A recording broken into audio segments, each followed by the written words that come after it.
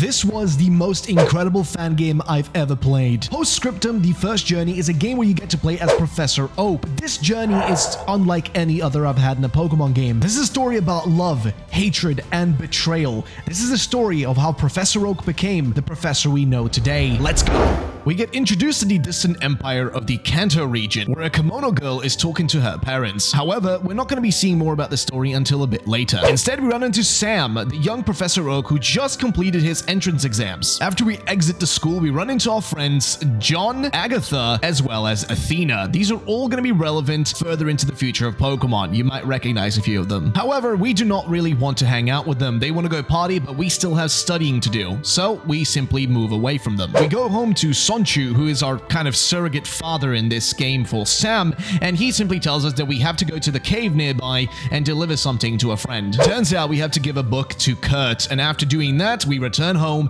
and do some studying, and before you know it, we've done our entrance exam, and we get accepted into the Celadon University, but they don't really want us there. Instead, we're brought over to the Unova region, where we discover something incredible. And so, the journey officially begins. We are in the port of Vermilion City. Now, as Professor Oak, we've been gone for a while. We haven't been in the Kanto region for a long time, and we finally returned, and we run into Agatha, John, and Athena, and they're here to surprise us. However, we are, well, a little bit caught off guard. So, since the last time we were here, basically Pokemon had become a thing in the world. They didn't exist before, and, well, Sam is acting a little bit strange about it, and is talking about mutations, as if he already knew that Pokemon existed. But not just that, they tell him that Kurt, the guy we gave the book to earlier, created the first Pokeball. Either way, they have been spending their time catching these critters, as they call them, because the name Pokemon doesn't exist yet, except Sam knows something more about that. Either way, they ask us all to a battle, so we as Sam take them all on. First up is Athena, who uses a Flareon. We only have Tauros in our team, which of course is kind of interesting because yes, that is one of the few Pokemon that Professor Oak actually has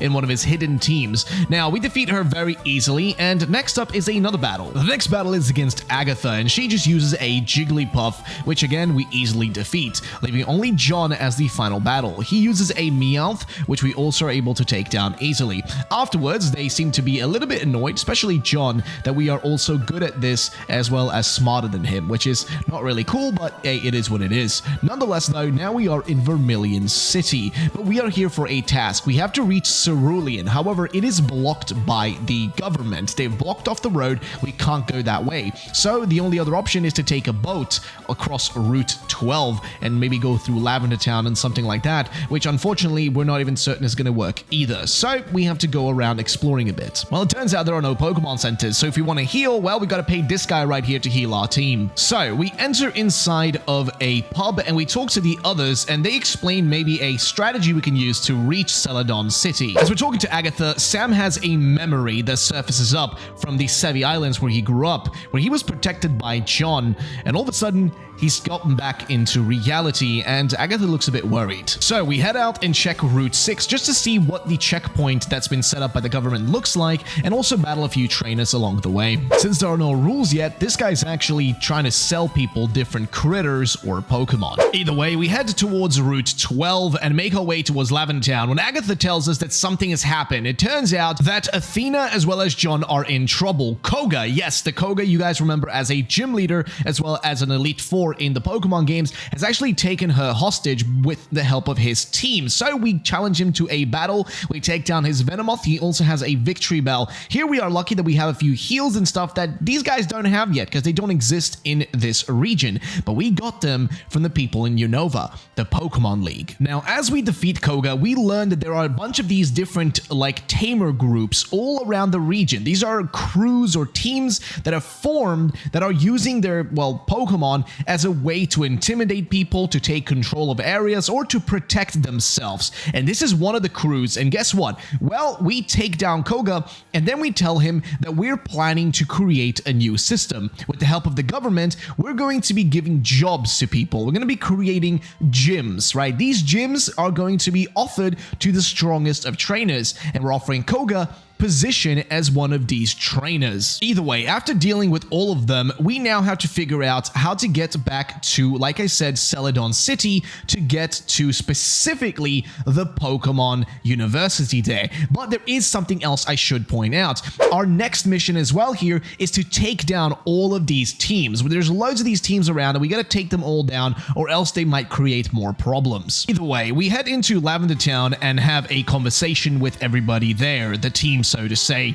Either way, after finishing the conversation, we head around towards Route 10, but we decide to go back to Vermilion City because it turns out that we need to go there to talk to Koga. We need to tell him what the plans are for the Pokemon League and that our plan is to create these gyms and that we're offering him the location for one. And as you can see right here in Vermilion, where the future Vermilion City gym will be located, we're showing Koga the plans. We're explaining how the Pokemon League will literally consist of and how it will work and how Koga will be rewarded with money, fame, and everything for simply just being a gym leader and giving gym badges out to different trainers. This is basically the plan. You see, Oak has been sent to this region, to the Kanto region where he, well, grew up. He's been sent here to basically turn it into the future Pokemon world that we know of because, well, Oak is part of this secret organization that wants to change the world into a Pokemon world. So, after dealing with that, we go into the rock tunnel where we run into this man.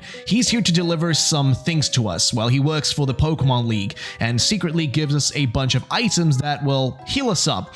Nonetheless, we also run into John while battling a lot of different trainers who tells us that Agatha as well as Athena are somewhere in the cave looking for us. We also capture a Marowak along the way, and then it's time to battle Athena. Now, the battle against her is going to be up against her Flareon first of all, which we take down with a single horn attack. Then there's also a, well, just easy battle in front of us. Next up is Athena though, and she tells us just to have fun and enjoy life and relax a bit more, but well, guess what? We're not here to relax, we're here to do a job. So we take down her Cubone and Jigglypuff very easily, leaving only John with his Meowth as well as his Kangaskhan as the last people in our way to get out of the cave. As we exit the rock tunnel, we're on a route that is, well, a little bit messed up, so we're gonna have to take a little bit of a break. So that's exactly what we do. We set up camp with the others, have a nice little dinner, but when we wake up in the morning, the others are gone. It turns out that after our nice conversation, they decided to go early in the morning and ran into an Arcanine. So, since we are here, we might as well capture this Arcanine that's trying to attack them,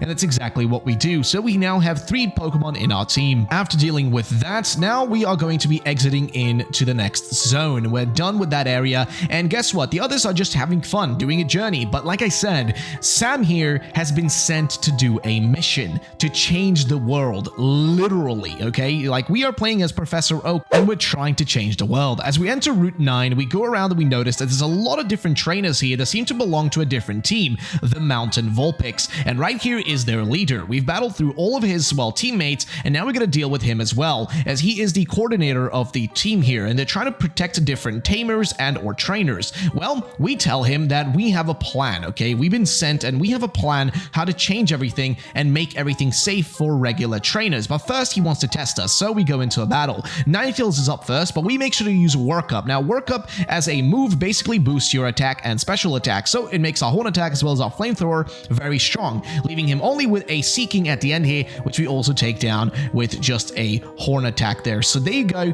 we've taken down Ezio, who is the leader of this team, and he basically just accepts this idea of becoming a gym leader. We've proven to him that the concept is going to work, and this is something that we're doing all around the region. Every single team we run into, we have to, well, take them down and stop them from being these grassroots organizations, and instead, we have to put them under the fist of the Pokemon League. Either way, we make it over to Cerulean City and head towards the Nugget Bridge. Now, back in this day, apparently the Nugget Bridge was also loaded with different trainers, so we take them all down, and then we make our way over to where the future house of Bill will be located, but instead of there being Bill here, we run into a weird situation.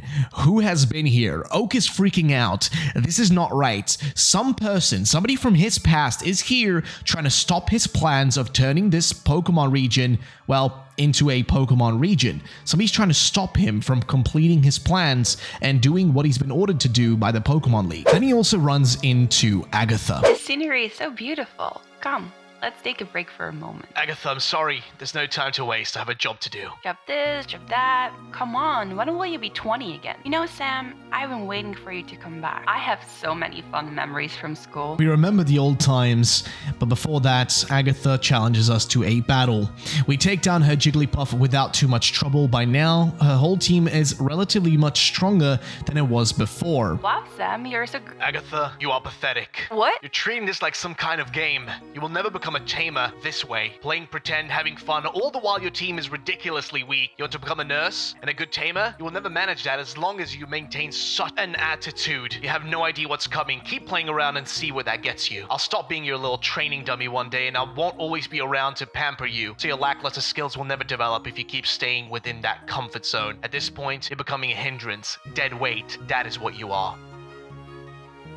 Yeah, I should point out, Sam, aka Professor Oak, is a total douchebag in this game. He has no heart, no feelings. The man is literally becoming a machine. And what's really sad is that, well, Agatha is actually in love with him. And that's why she feels so specifically hurt when the man she loves is saying these things to her. But Oak does not really care and instead just continues on his mission. He runs into Athena, who tells him to stay away from Agatha after everything he's done. However, we still enter Mount Moon, and this fella comes with more resources. As we are making our way through this giant cave slash mountain, we also run into John, who's pissed off at us for basically being, well, just douchebags, okay? We're being a douchebag, okay? Sam is just being a douchebag, let's just be honest here. Either way, once we reach Pewter City, we run into another one of the teams. We simply defeat the leader of this team, or kind of a sub-leader, kind of a guy just controlling a little group of them. He is kind of freaked out by how powerful we are, and tells us that we should go challenge his boss, because his boss will actually have access to our friends because they were kidnapped by him. So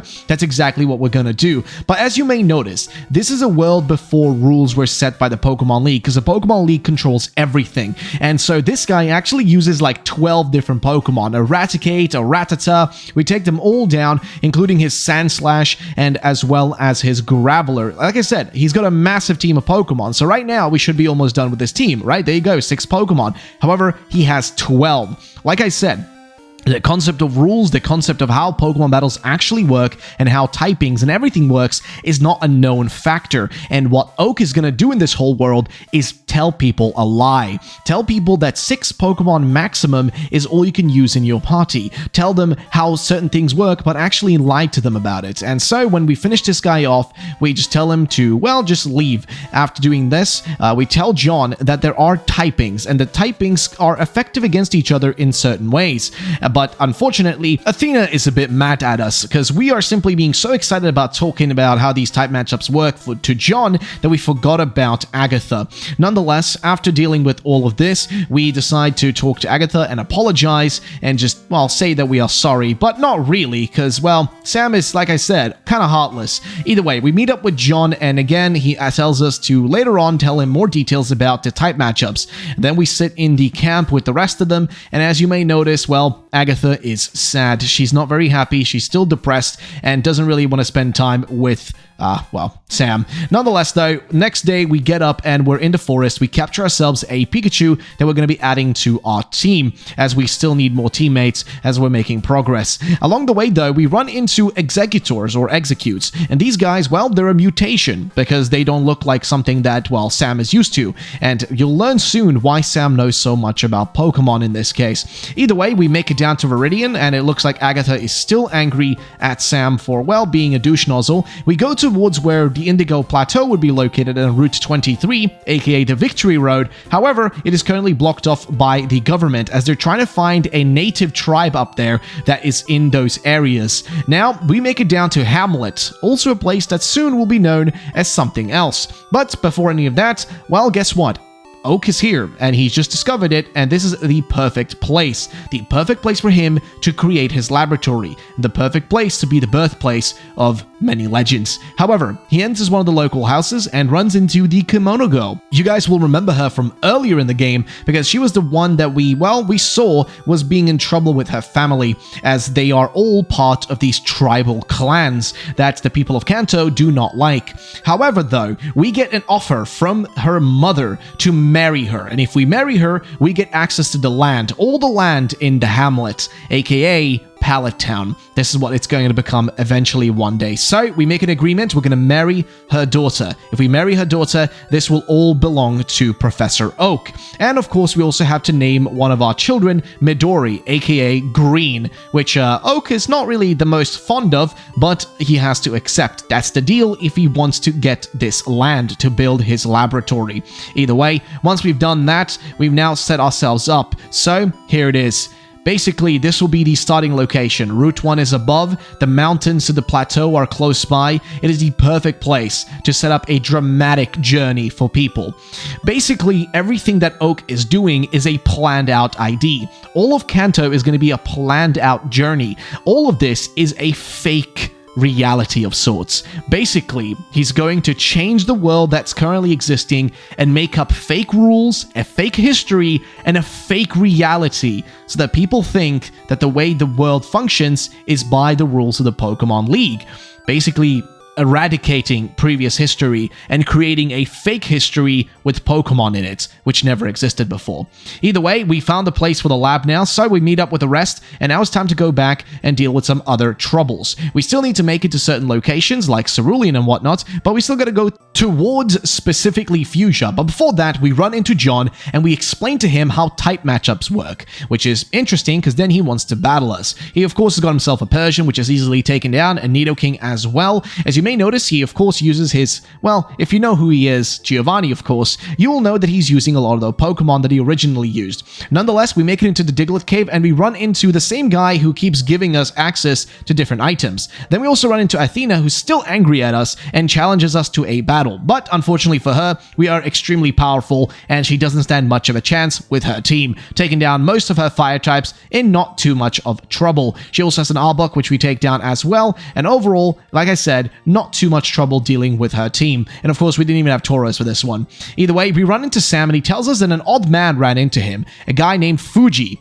Well, it turns out that Mr. Fuji, which you guys know from the Pokemon games, is actually another person that works for the Pokemon League, but he's gone rogue. He doesn't work for the Pokemon League anymore, he wants to stop them. He wants to teach people the actual way that things work, that you don't have to limit yourself to 6 Pokemon, that you don't actually have to use Pokemon in certain ways, that you can use them in whatever way you want to. But nonetheless, before that can happen, we of course make it over towards this place because we're going to stop another one of the teams here. This is known as the Guild. We're told by our friends down in the left there that we basically have to stop these guys as well because they're another guild. And this guy has a freaking Articuno, which again, luckily for us, because we have work up on Tauros, is not too much trouble either. We're able to horn attack most of his team and soon he is defeated. However, he says he has over 100 members and that the guild will not stop just because some league exists. Then we run into this fella. Now this person also works for the league, and we're talking to him about what's going on. He knows that Fuji is going around and telling certain trainers, certain tamers, and certain people how things actually work,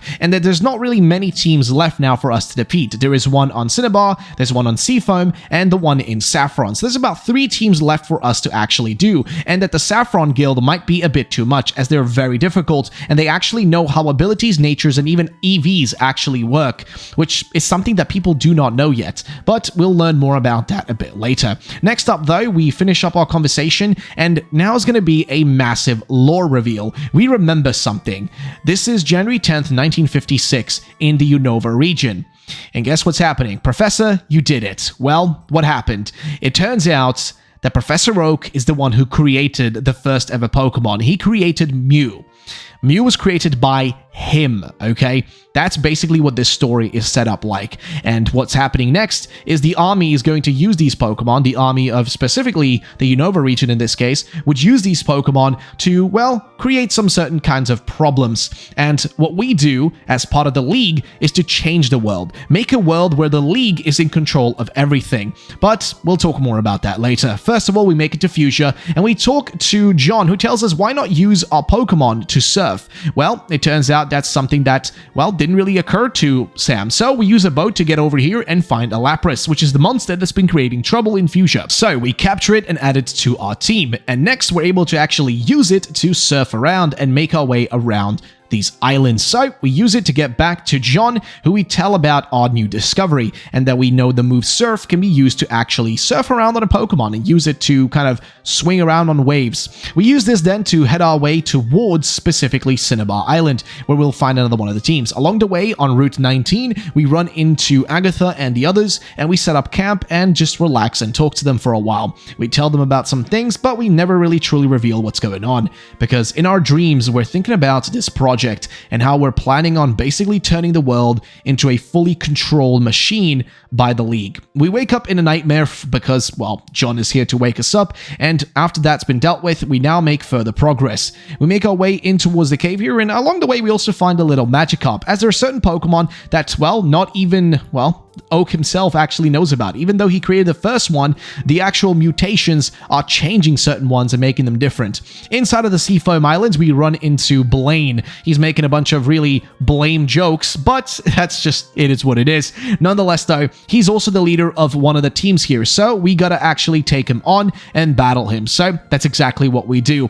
And as you may notice, the previous guy in the previous guild actually used an Articuno, and this fella right here, Blaine, also has a Moltres. And that's because in this world, in this early history of Pokemon, legendary Pokemon weren't really legendary. These are Pokemon that were also created and mutations that just happen to be stronger than others. And well, along the way here, we end up defeating Blaine pretty easily, and of course, we offer him to become a gym leader of one of the future gyms. There's going to be 8 of them in total, and well, he has an offer to become one of them. But not just that, he used to be a student in the Cerulean, or rather the Celadon University as well, and that pisses off Oak because, well, they should be colleagues rather than, you know, going against each other. So, once that's been dealt with, now we just have a conversation specifically with Agatha, and it turns out that, well, you know, she's kind of done with, well, Sam. She's kind of feeling like he's a bit too distant, like he's too caught up in his own little world, and that he's just not really dealing with things the way he should. Either way, we make it over towards Cinnabar Island at this point, and here we just have a conversation once again with, of course, Agatha. Now, once that's been dealt with, we make our way further up north, specifically towards Pallet Town, but we realize that's not the location we need to go to, so we head back to Fuchsia, and now we can actually make our way to the Celadon University. Once we're in here, we go up and, well, we have a little bit of a memory of remembering that, yeah, we used to actually go here. Sam used to be a student of this university itself. However, he meets up with the principal, or the dean of the school, and tells him what's going to happen, and that, well, the League has donated loads of money, okay? Loads of money to the government to get loads of influence. And, well, that's exactly what's going to happen. The government here is probably going to fall apart because they're taking a lot of bribes, they're taking a lot of Pokemon, a lot of things from the Pokemon League that will make them go in certain directions. Because Oak's goal, and everybody's goal here, is to push towards a future, a specifically modernized future, a future where Pokemon and machines are the #1 priority. As we exit the university, we run into another one of the teams. This team is a team that specifically is from the university, and their leader, Kikuno, wants to battle us, and well, that's exactly what's going to happen. So we go into a battle with Kikuno, who uses a mix of, I guess, grass types, poison types, and even some steel types, which is really strange. Nonetheless, the Steelix is one of the first Pokemon up here. We take it down with a few flamethrowers, which is perfect. The next Pokemon is going to be a Nidoqueen, and same case in this scenario, we're able to take it down relatively easy. However, our Tauros is poison right now, so that's not really the best. So we decide to go for an energy route to heal ourselves up fully. And then, of course, we also need to make sure we use a full heal, which we do end up using there as well. Now, we also have a Blossom that we need to take down. We go for Flamethrower, which is not the best choice, but fear not, we still have other teammates, like, for example, Arcanine, which can take down this Blossom as well. You know, it is a grass type, so it shouldn't be that much of a trouble for a single Flame Burst or two. So once we've done that, there's a Leafeon left on the enemy team, and that one is also taken down by us, which means we're taking down another one of the team leaders. But with this specific leader, we offer another opportunity to become a gym leader. Kikuno is a decent battler, so Sam says, all right, you have an opportunity to become a gym leader as well. Because, well, turns out Kikuno has family to take care of, so he offers this opportunity as a way to also make money, right? Because that's one of the main things from becoming gym leader here. They'll make a lot of money from the Pokemon League. So he wants to offer a gym leader position in Celadon. After we've dealt with it, we also go to Saffron City, where we run into our pals who are simply there just kind of observing, and they've never really seen the city in this size. We also go to this lady over here and buy ourselves a Sandslash, and we also purchase a Scizor. So yes, you can buy Pokemon in this game, which is pretty crazy. Nonetheless, we purchase these and add them to our team because we want to make sure we are stronger. We enter the Saffron convenience store, and in here, we run into Sylph Jr., who's being threatened by the Saffron Guild, the evil team here, or, well, the bad team, the team that basically has control of the city. They want to take over this building and take over the land, but he doesn't want to offer that. And then all of a sudden, the army shows up. Yes, this is the literal army of Kanto. They've shown up, and, well, they have a request from the government to take Mr. Shinji Sylph's building. They want ownership of the land. They have the right to just take it by force if they want to. John shows up, and, well, this is interesting. He knows it's the army, and he doesn't like the army. And not just that, Sam also recognizes who these people are. Well, it turns out that this man right in front of us was the specific guy who caused harm. Not just harm, but actually killed Sam's father. Yes, Professor Oak's dad was killed by the Kanto people, because it turns out that Oak, as well as John here, are not actually from Kanto. They actually come from, well, different islands and different locations. John is specifically from Sinnoh, and Sam, in this case, is actually specifically from Island 2, from the Sevi Islands. Either way, well, John is angry and he has very big strength, so he throws these soldiers just into the walls and then tries to go after the colonel here. However, as we're trying to take him down, something happens. He sends out a Palkia. And yes, this is ridiculous, but he got access to a Palkia from the Pokemon League. As I mentioned before, the Pokemon League are trying to kind of influence everything and have control of everything and literally buy favors from everyone by giving them access to Pokemon. And this is a little bit dangerous. But Sam, well, Sam's got a solution for this. See, Sam actually created the Pokemon, and he created the code used to create them, so he simply uses one of these codes to pretty much delete Palkia out of existence. I'm not even exaggerating. That's literally what happens. It's thrown out of the roof and disappears. That's straight up what he actually does here. Nonetheless, though, we deal with them, and then we talk to Sylph Jr. as well as his father, and we offer them to turn their building into a larger one. But not just that, to turn the company of Sylph into a massive conglomerate, the #1 and only company to produce Pokemon products for the Pokemon League. After dealing with the Sylph situation, we head over to take on the Saffron Guild, and their leader is right here. Now, their leader has learned some information. He understands the concept of EVs, IVs, as well as natures and abilities, something that most tamers do not actually know about yet. We call in all the people of Saffron and tell them to come and witness the battle. But here's the thing, we have to battle through his whole squad. Yes, all of the members of the guild. We have to go through all of them, not just one person or just a leader. We have to defeat them all. And I'm going to be honest with you guys, this is actually a relatively hard battle. You might have to do a bit of grinding if you do it yourself, but we struggled a little bit, but thanks to the help of Scizor being in our team, we were able to more or less take him down. And luckily, we're able to also take on the final person, which is the leader. He has a Zapdos in this case. We, of course, make sure to use Work Up to make our Tauros stronger, and then it's mostly just spamming Horn Attack to get through his team. Electrovire falls down to Horn Attack as well. He also has a Jolteon, and same thing here, it falls to a Horn Attack, which means we've defeated him. However, Tsuyo, the leader of the Saffron Guild, he doesn't accept it. Well, we want to offer him a position as a gym leader, but he does not want to join. He doesn't care. He's not interested. He doesn't like Sam. He realizes that he's, well, dangerous. That Professor Oak here is a bit dubious, if that's the right word. Nonetheless, though, he's lost, which means the guild has also lost, but they will not actually accept defeat, and instead they run away. And after they run away, well, we talk to John and the others, and we tell them all about the plans for the massive Saffron building, and also have a bit of a flashback to an old memory of John defending Sam back when they were kids. So Sam comes out of his little nightmare and wakes up and tells the others about the plan for Sylph and to create the giant building. But before that, we go to the governor. We tell him what's going to be happening, what's going to be going down in this place, and also that the government is going to be taking a hefty amount of money again from the Pokemon League. I mean, even the governor knows that, well, Sam is just talking from a position of ultimate power here. The dude knows everything. He is in complete control of the situation.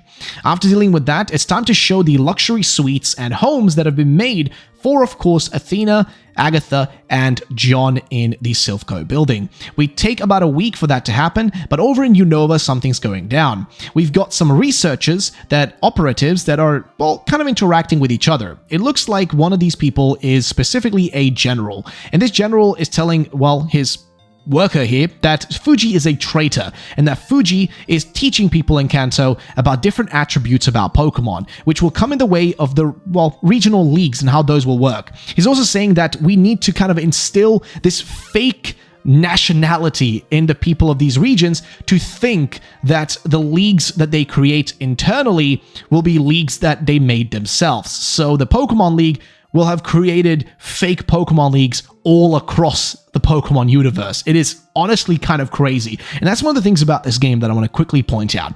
They make this kind of crazy lore, this world that you thought was working in a certain way, but in reality works totally freaking different. They have been lying to everyone. They've been lying to the people in the world how battles actually work. He's told them that you can only use 6 Pokemon, that abilities don't work, or that they don't exist, and that certain things don't function the way that they actually do.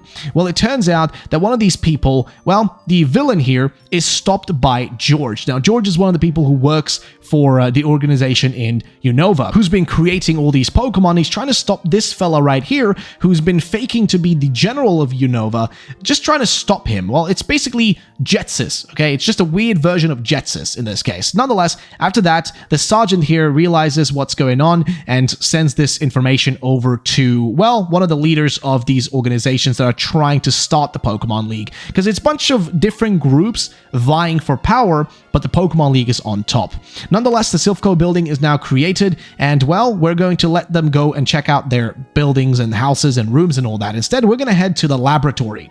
Now, this lab is crazy, okay? Here we can find ourselves missions to do, but also we're able to talk to these different guys who will create certain things for us. Like in this case and scenario, they've been able to actually use this location right here to change how certain Pokemon work. And one of these things is to actually go around and basically delete certain Pokemon out of existence, because we don't want them to exist because they will be too difficult or too powerful to exist in the world of Pokemon for the future. Then we go and talk to all the different teammates that we have. We, of course, got Athena. We have a conversation with her. We also go and talk to Agatha as well in her room. She still seems to be a little bit, well, sad, and, well, you know, she has a nice little conversation with Sam, but I'm gonna be real, Sam is a total douche nozzle, so don't ever feel sorry for this guy. Nonetheless, though, after talking to him, we also talk to John and tell him about, well, what we've been up to and what our plans are, and of course we tell them that we want to make them into gym leaders. Yes, we gotta go find all the previous people we talked to, the Route 9 guy, the Celadon student, the Koga guy,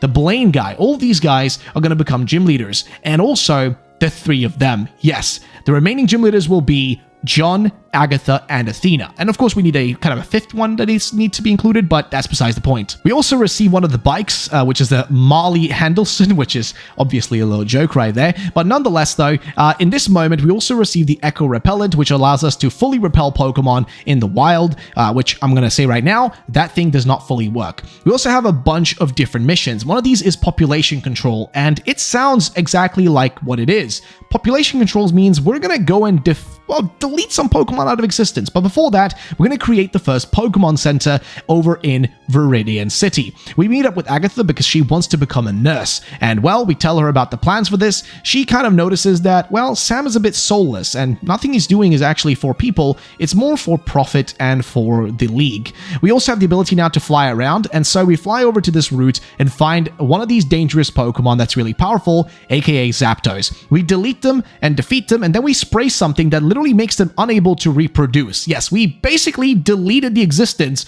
of Zapdos out of reality, out of the Kanto region. Now only a few remain, and they can't even reproduce anymore. After dealing with that, we also go and take on the Celadon student who wants to become one of the gym leaders, because that's exactly what we have to do. We have to test them all. After defeating the Celadon student, we still have a few other things we gotta do. We head over towards Cinnabar Island, and here we are gonna do a little bit of a lava puzzle before we make our way up to the top to meet up with none else than Blaine, who's here, and he's specifically here to defend the Moltres. Well, yeah, we also have to battle him to test him out, but yeah, he's here because he likes the Moltres and he doesn't want us to more or less destroy them. But we destroy his team in the process instead. He uses mostly fire types, so we just simply work up and then horn attack through most of them. Moltres now is going to be the thing we deal with. Now, these guys are not that much trouble either, and we do the same thing here. We spray them with the, well, kind of, I guess, spray that will make them unable to reproduce. Just weird way to put it. And then we take on Koga as well as Azo, who's another one of the team leaders. After defeating all of these guys, we make it back to specifically Giovanni or John. We talk to him and he tells us there is another person that can become a gym leader, which is specifically the 5th gym leader, and that would be Watson. He's one of the people that's been building the electrical center or the electrical building over next to this route. He actually decides to be a gym leader in specifically Saffron, and then we get to witness all the different gyms being created, so, like the Celadon one, the Cerulean one, the Saffron one. All of them are being made right now. But that's not all. We still have to defeat one of the legendary Pokemon, and that's going to be Articuno. So we delete them as well, and then we visit Agatha in her gym in Pewter, as well as the Viridian gym where John is located, and we also battle all of them as well, by the way. John is one of the first ones we take on. His team is relatively easy for us once we, again, use our teammates here like Tauros, who's just honestly an overpowered Pokemon, because we get a lot of free stuff from the Pokemon League. We also go and deal with Athena, and of course her team is mostly just a bunch of fire types, so it's not that difficult to deal with her, as we simply defeat her team in no time. Then we do this mission, and this is the craziest one. You guys know how you find Pokeballs in the overworld? Well, we are literally the person who did that. Oak did this as a way to, I'm not even kidding, stimulate the economy, as a way for trainers to still find items in the wild or items out in the middle of nowhere, as a way for them to actually still be able to make money. After dealing with this, we go back to our home in Pallet Town, or rather our lab, and we prepare some things. Then we go and use the attribute machine. Now this machine specifically actually deletes, I'm not even kidding, it deletes EVs, IVs, even natures and stuff out of existence. Like, it takes them out of existence so they can't exist. After doing this, we also head over to Island 2. Here we're doing a little bit of reminiscing and reminding ourselves of what happened to us when, well, Sam was a little kid. And it turns out that the Kanto people, they came and pretty much destroyed his village and also took his father's life. So we're done with that. We head to Pewter to check out the museum, and we also learned that, yeah, we're going to be creating a fake history here. We're going to create a fake history about Pokemon, fake fossils, fake creatures, like basically a fake history about everything. And one of these people that's doing this is the Anxious Legends, fabricating an origin story adapted to nomadic and tribal cultures of northeastern regions.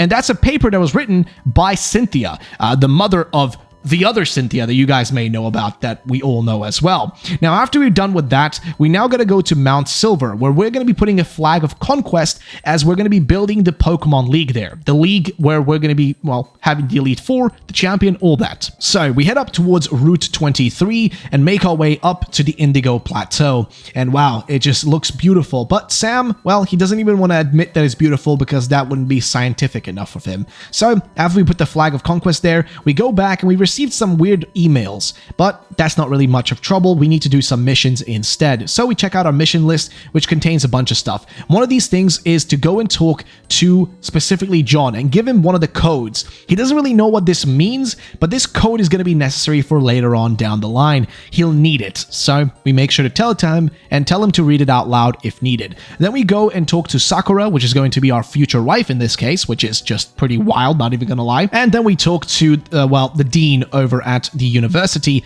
and tell him again some of the plans and how we need to shape even the school to work in a certain way. Then Sam goes and creates the Pokédex. The Pokédex is a fake encyclopedia.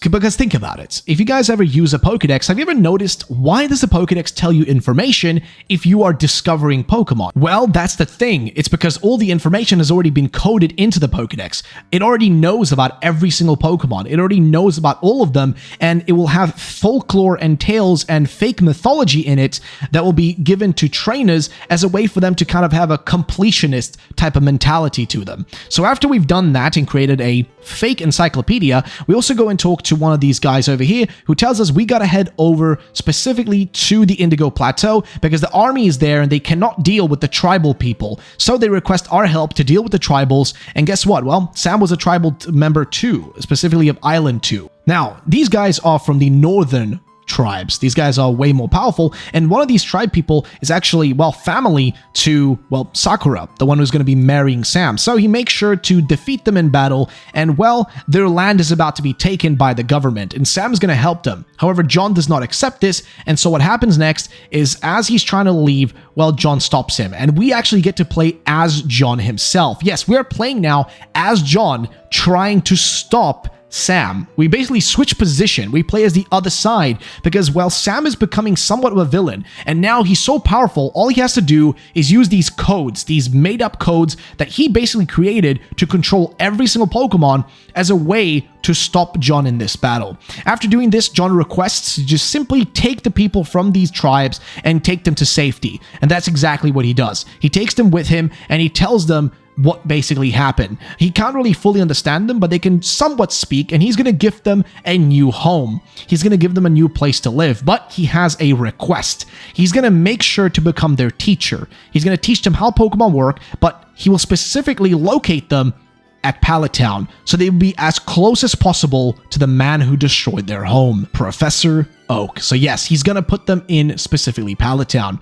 After a week or so, well, the Pokemon League has been created, and now all that remains is for the chaos to take place. A soldier shows up and tells all the people of Kanto that it's time to get their arms together and get their, well, weapons together because, well, the army is going to war, and they're going to war with the eastern nations in this case. However, they're not going to be strong enough. They're having trouble. They're in a kind of losing position, but they think they have the league on their side, they think they have all the Pokemon on their side, and that they'll be able to win. Sam says he'll help them out when the army comes and demands his help, as he is a part of the Kanto region and as a citizen. But, well, guess what, guys? This is when everything's gonna go crazy, because he's misinformed everybody in the region of how Pokemon work. So neither the east nor west of the different nations will know exactly what's gonna go down, as they're about to go into full-on conflict with each other. And so that's exactly what he does. John doesn't have much to say. John just realizes that something evil is going down, and he remembers that when they were kids, their whole home was ruined, destroyed. Sam's father was literally killed by these soldiers. And so that kind of maybe is what threw Sam into this crazy world of wanting to change the literal world. So we witness as how Sam and John were able to escape from the army when they showed up and destroyed Island 2's villages. But afterwards, well, it's about time. He uses Ragnarok, a moment where basically every Pokemon that is owned by pretty much anyone goes berserk. All these Pokemon go crazy, start attacking humans, start attacking everyone, and same thing happens all across the Kanto region and all across the world. The world starts to burn. Yes, the war is pretty much at this point going to come to an end because, well, it all imploded on itself. The army falls apart, pretty much all armies fall apart, and the Kanto region's government accepts defeat. They realize that they don't really have many legs to stand on anymore and that they pretty much fall apart, and just say that they have a public service announcement. They mention that the citizens of the Empire should know that, well, they regret to inform them that due to the creature rampage, they have fallen apart. But thanks to the generosity and help of Professor Oak, they're going to be able to, well, get things back on track and create the Pokemon League, a regional league. And Oak is now teaching this fake history to people in school. So something does happen though. Well, John knows what's gone down. He actually used the code to save the civilians in Viridian. As the years progress on, well, Sam gets married to Sakura, and unfortunately Agatha has to witness that, which is honestly really sad, man. This part of the game actually made me emotional. Not even gonna lie, just genuinely made me emotional seeing this. And that's not the only thing though. We also see the creation of Team Rocket.